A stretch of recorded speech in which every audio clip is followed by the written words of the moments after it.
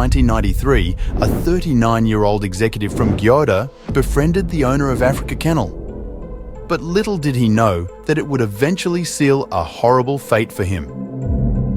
The executive, along with 2 Yakuza members and an innocent mother, were tied together with one secret connection that led to their missing and eventual death. The collies parts and richly covered laser abscess jets were the start during the latest death. This is the infamous story of the Japan Saitama dog lover serial murders. The 39-year-old executive Akio Kawasaki initially bought 2 Rhodesian Ridgebacks for 11 million yen, hoping to enter the dog breeding business on his brother's advice. Disappear. And for the first time in those 2 weeks, the father of her 2 young children is breaking his silence. Involuntary and suspicious. On the morning of her disappearance, police have said their assumption is that she fell into the river. However, he later learned that the dogs were overpriced and unsuitable for breeding, leading to his frustration. After a female dog escaped, the executive returned to the other one, demanding a refund. In response, on April 20th, 1993, the kennel owner invited the executive into his car, where he poisoned him with cyanide, killing him instantly. He then threatened his friend not to reveal the crime and cut the executive's body into pieces. They disposed of the remains in various locations, including the Usun River in Kawaba and a national forest near Kadashina. Yasutoshi Endo was a high-ranking member of a criminal group linked to the Inagawa Kai. He also had ties to the Africa Kennel.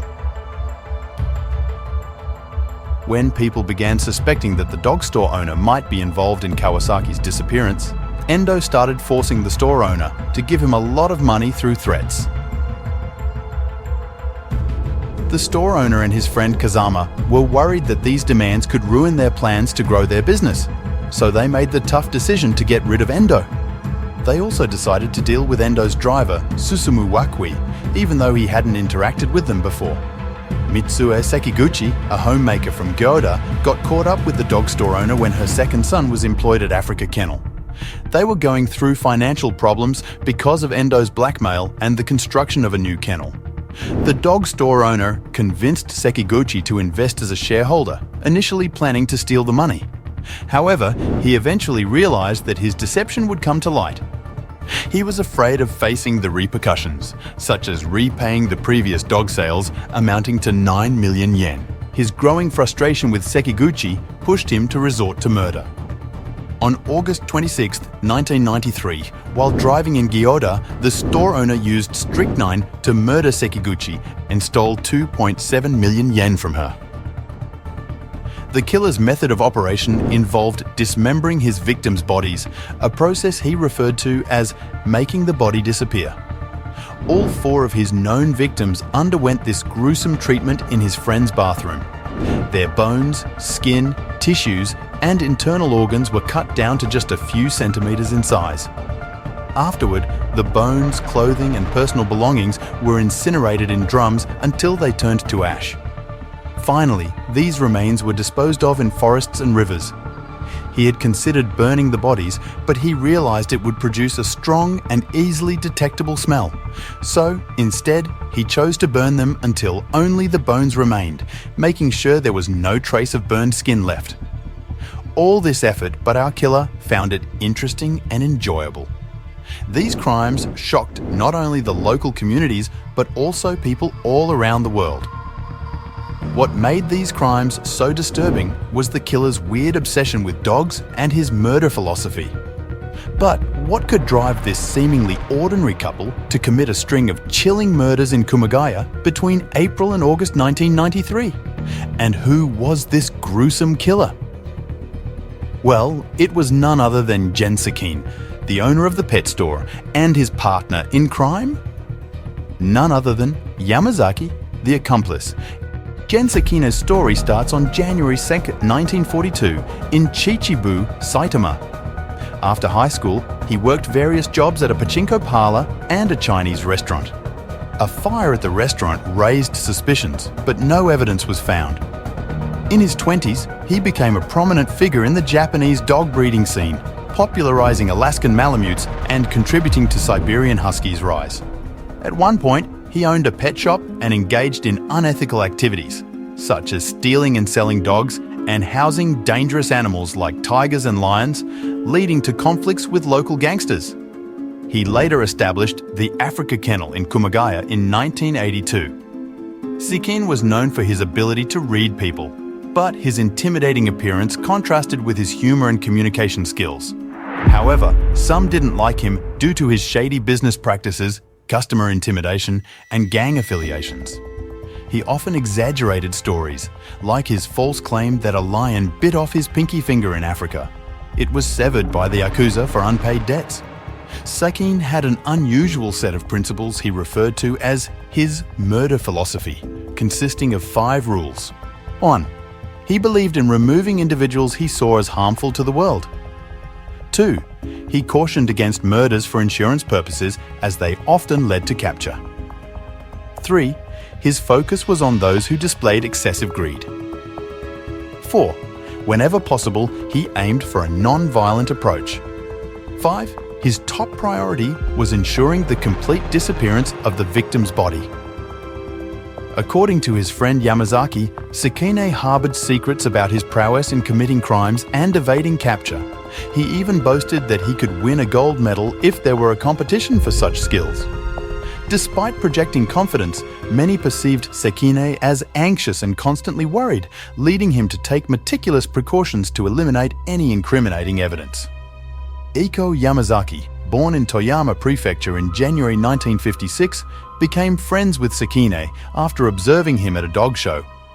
Yamazaki, a bulldog breeder living in a converted freight car in Katashina, Gunma Prefecture, initially visited the Africa Kennel to learn about Sekine's management philosophy.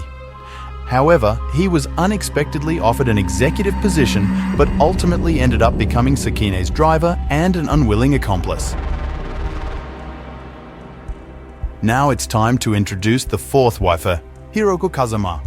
Born on February 19, 1957, in Kumagaya, she and Gen Sekine, both previously married, displayed their commitment uniquely.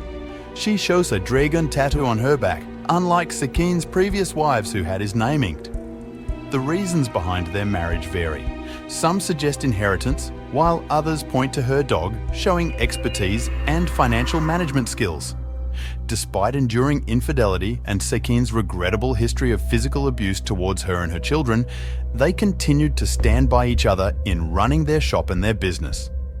One day after the executive Akio Kawasaki went missing, his family reported him as a missing person to the Gyoda police station. Initially, it was thought that he might have run away, but when his abandoned car was discovered in the Yaesu parking lot, the prefectural police began to suspect foul play and initiated an investigation. During interviews with Kawasaki's family, they found his conflicts with Gen Sekine, and because there were rumors of Sekine's involvement in previous disappearances, the police started keeping a close eye on both Sekine and Yamazaki. Criminals evaded capture for a while. Police launched a large operation in the fall, closely monitoring Sekine and warning his friends. However, they lacked sufficient evidence for an arrest. They also attempted to arrest him for kennel-related fraud, but it proved too difficult to prove. On January 26, 1994, Yoshinori Ueda was arrested for unrelated murders in Osaka, sparking rumors of similar incidents in Saitama. In mid-February, media coverage intensified around the Africa Kennel. Sekine denied involvement, while victims' families accused him. Back then, the police didn't have any solid proof, so they didn't take the family's accusations seriously. Then, on September 22nd, they arrested a friend of Sekine's for a different crime. The media thought this person might know something about the cases, and during questioning, he admitted to being somewhat involved in the 1984 disappearances and hinted that Sekine might be responsible for the new cases. On October 17th, the police questioned Yamazaki about the incident, but he denied any involvement. Later, he escaped with his second wife, leading to her arrest for embezzlement. Mrs. Yamazaki was caught, confirming her role. Aiko eventually cooperated with investigators, confessing on December 3rd. 10 days after his confession, Yamazaki led investigators to a remote spot in Katashina, revealing where Kawasaki's remains were hidden. As a result of these shocking developments, the wheels of justice continued to turn. Sakine and Kazama, two individuals implicated in the case, were apprehended on January 5, 1995. They faced grave charges, including murder and the concealment of a body. Yamazaki, the central character in this gripping narrative, found himself facing similar charges just 3 days later, his fate forever entwined with the unfolding legal proceedings. But here is the story of Mickey, who narrowly got away from the serial killer 3 times. Mickey's university was approximately 4 kilometers away from a pet shop, which happened to be operated by this criminal. One day, Mickey and his friend decided to visit the pet shop, located just a short distance from their university dormitory. While there, they played with the dogs and took some photographs. The criminal, however, angrily confronted them, shouting, "Don't take photos without permission!"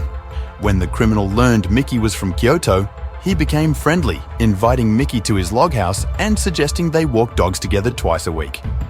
In the end, the criminal gave Mickey some canned coffee, and Mickey drank one later from the pet shop. The man had an unusual belief that the number of heartbeats revealed whether someone was lying. As Mickey's schedule got busier with his studies, he visited the pet shop less often. After 3 years, he went back, got more canned coffee from the man, and they discussed religion. 3 years later, Mickey was shocked to learn from his dormitory teacher in Saitama that the man was a serial killer. Miraculously, Mickey survived these encounters without harm. Thanks for tuning in, and remember, it is our curiosity for the truth and pursuit of justice that keeps these stories alive to act as commemoration for the victims and their loved ones, as well as cautionary tales for others. Like and subscribe to the channel to keep these stories alive.